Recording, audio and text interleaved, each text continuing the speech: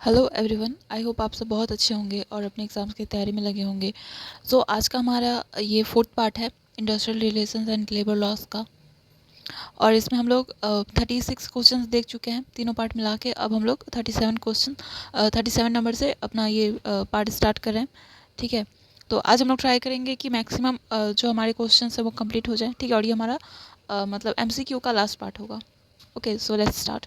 तो पहला क्वेश्चन है, एक संगठन में औद्योगिक विवादों के स्थगन के लिए औद्योगिक विवाद अधिनियम 1947 के प्रावधानों के तहत लेबर कोर्ट स्थापित किया गया है।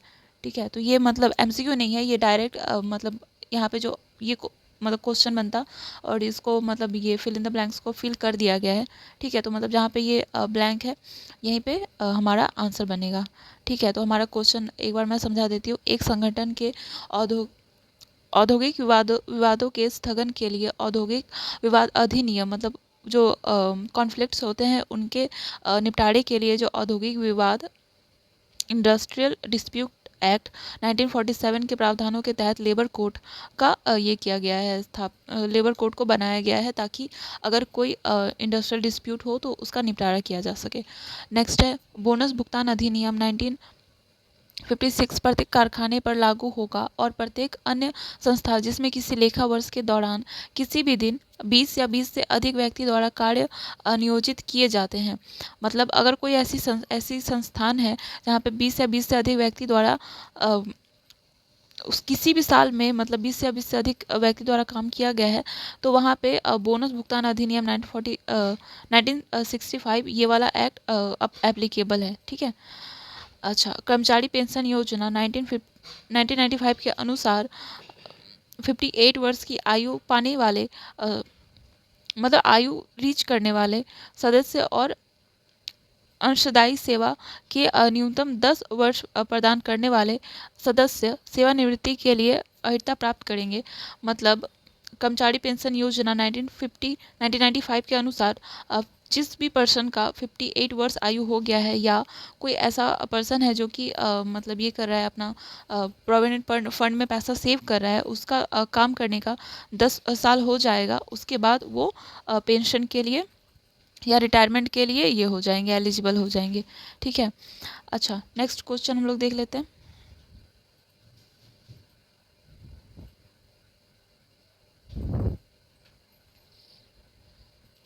नेक्स्ट है, कार्य के दौरान मौत या गंभीर चोट लगने पर नियोक्ता को कार्य के मुआवजे के लिए आयुक्त के पास 7 दिन में एक रिपोर्ट भेजने की आवश्यकता होती है।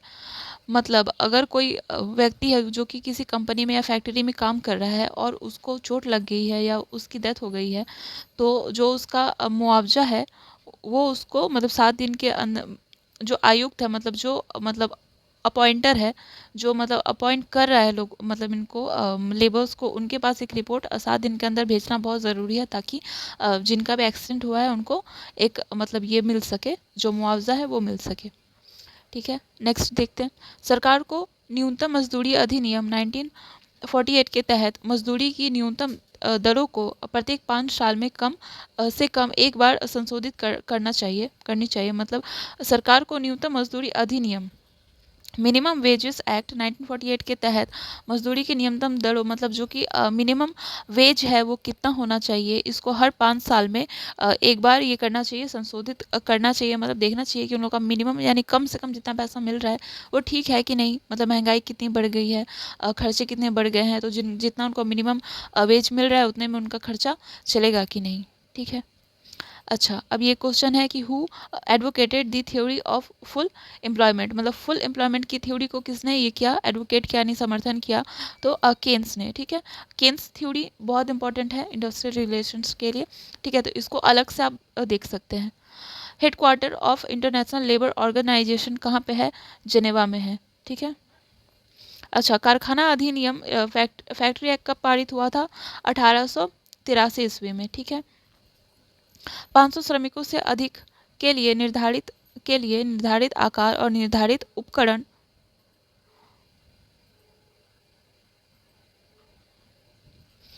नेक्स्ट है, 500 श्रमिकों से अधिक के लिए निर्धारित आकार और निर्धारित उपकरण युक्त एक एम्बुलेंस कक्ष प्रदान किया जाना जाता है, यानी किया जाना चाहिए। ठीक है, मतलब जहाँ पे जिस भी कारखाने में 500 से ज़्यादा श्रमिक काम कर रहे हैं, 500 या 500 से ज़्यादा वहाँ पे अगर वर्कर हैं, तो वहाँ पे कुछ एक फिक्स उपकरण होंगे जो कि बताए जाएंगे गवर्नमेंट के द्वारा कि ये होना चाहिए। वो एक एम्बुलेंस कक्ष में प्रदान किया जाना चाहिए, ताकि वर्कर्स को अगर कोई कुछ हो जाए, कोई घटना घट जाए, तो एम्बुलेंस वहाँ पे रेडी रहे। ओके, नेक्स्ट देख लेते हैं। यदि कारखाने में 25 श्रमिकों से अधिक रोजगार है तो कैंटीन सुविधा अनिवार्य है। अगर कारखाने में 25 लोग काम कर रहे हैं या 25 से अधिक लोग काम कर रहे हैं, तो वहाँ पे एक कैंटीन होनी ज़रूरी है। अगर अभी हमने देखा 500 से ज़्यादा लोग काम करेंगे तो वहाँ पे एम्बुलेंस होनी चाहिए, और 25 से ज़्यादा लोग काम करेंगे तो वहाँ पे कैंटीन होना चाहिए। नेक्स्ट देख लेते हैं। प्रत्येक काम कार्यकर्ता और कार्यकर्ता को नेक्स्ट देख लेते हैं 47। प्रत्येक कार्यकर्ता को फैक्ट्रीज एक्ट 1948 के तहत 500 घन फीट यानी क्यूब फीट जगह उपलब्ध करानी होगी। ठीक है, मतलब प्रत्येक कार्यकर्ता को फैक्ट्रीज एक्ट के तहत 500 घन फीट तक यानी 500 क्यूबिक फीट तक जगह ये करनी होगी, प्रोवाइड करवानी होगी। ठीक है, केंद्र सरकार ने राष्ट्रीय पेंशन योजना एनपीएस नेशनल पेंशन स्कीम में अपने मौजूदा योगदान 10% से 14% बढ़ा दिया है। मतलब 10% पहले करते थे, अभी 4% बढ़ गया है, मतलब अभी हो गया 14%। ठीक है, अगर आपसे पूछे क्वेश्चन में कि कितना बढ़ाया गया है, तो होगा 4%, और अगर ये पूछे कि पहले कितना था अभी कितना है, तो होगा 14%। ठीक है, पहले 10 था अभी 14 हो गया है। ये सेंट्रल गवर्नमेंट का इनपुट है।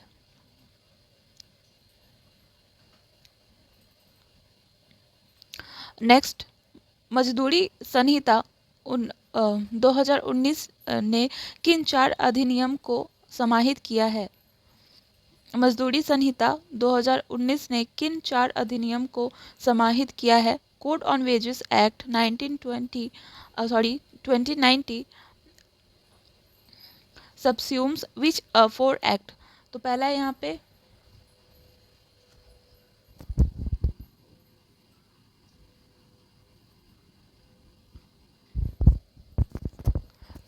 पे the payment of wages act 1936, the minimum wages act 1948, the payment of bonus act 1965, the equal remuneration act 1976। Payment of wages मतलब वेज कितना इनकम हो, मतलब कितना उनको मिनिमम पे किया जाना चाहिए, वो सब। सॉरी, पेमेंट यहाँ पे मिनिमम वेजेस एक्ट, उनको मिनिमम कितना पैसा देना चाहिए। पेमेंट ऑफ वेजेस एक्ट, उनका पेमेंट, उनकी सैलरी कितनी होनी चाहिए, पेमेंट कितनी होनी चाहिए, इन सब चीज़ों पे। Payment of bonus act, bonus किस मापदंड पे मिलेगा। द इक्वल रिम्यूनरेशन एक्ट, मतलब समान कार्य समान वेतन। ठीक है, महिलाओं की समानता कार्य फील्ड में, उससे रिलेटेड है। हो गया। नेक्स्ट है, code on industrial relations include these 3 act. तो code on industrial relations includes these 3 acts देख लेते हैं। The trade union act 1926, the industrial employment standing orders act 1946, the industrial dispute act 1947। ठीक है, इन तीनों को मिला के बनाया गया है कोड ऑन इंडस्ट्रियल रिलेशंस। ठीक है, code on industrial relations in तीनों को मिला के बनाया गया है। What is the full form of प्राण इन एनपीएस नेशनल पेंशन स्कीम में? PRAN प्राण का फुल फॉर्म क्या है? तो ये है परमानेंट रिटायरमेंट अकाउंट नंबर।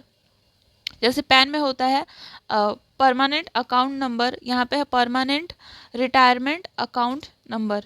ठीक है, the four proposed labor bills. 4 proposed labor bills are: first, wage code, industrial and safety and welfare, industrial safety and welfare। उसके बाद सोशल सिक्योरिटी, इंडस्ट्रियल रिलेशंस। ठीक है, लेबर रिफॉर्म बिल्स, मतलब जो new 4 labour reform bill आए हैं वो ये हैं कि code, wage code, industrial safety and welfare, social security, industrial relations, ये क्या है, लेबर रिफॉर्म बिल्स हैं। नेक्स्ट देख लेते हैं NSSO, National Special Survey Organization. असंगठित क्षेत्र के मुकाबले संगठित क्षेत्र में नकारात्मक वृद्धि हुई है। मतलब असंगठित क्षेत्र अनऑर्गेनाइज्ड फील्ड के मुकाबले जो ऑर्गेनाइज्ड सेक्टर है उसमें ज़्यादा नकारात्मक ये हुआ है, नेगेटिव इम्प्रूवमेंट हुआ है। कर्मचारी राजकीय बीमा अधिनियम 1948, कर्मचारी राजकीय बीमा अधिनियम 1948 में ये हुआ था, पारित हुआ था। कर्मचारी भविष्य निधि कोष ये 1942 में पारित हुआ था। ओके, तो यहाँ पे कुछ इम्पॉर्टेंट टॉपिक्स लिखे हुए हैं जो हमारे इस एग्ज़ाम के लिए इम्पॉर्टेंट है, और normally industrial relations and labour laws को अच्छे से समझने के लिए ये सब टॉपिक बहुत इम्पॉर्टेंट है। ठीक है, तो आप इसका एक स्क्रीनशॉट ले सकते हैं इफ़ यू वांट। आप ये स्क्रीनशॉट लेके भी खुद से पढ़ सकते हैं। ठीक है, अदरवाइज़ मैं ट्राई करूँगी कि ये सब एक्सप्लेन कर दूँ। ठीक है, तो अब नेक्स्ट वीडियो में मिलते हैं। तब तक के लिए आपको अगर ये हेल्पफुल लग रहा है तो आप सब्सक्राइब कर लो। ठीक है, और कोई भी अगर ये है राय है सुझाव है तो please comment. Okay, good luck.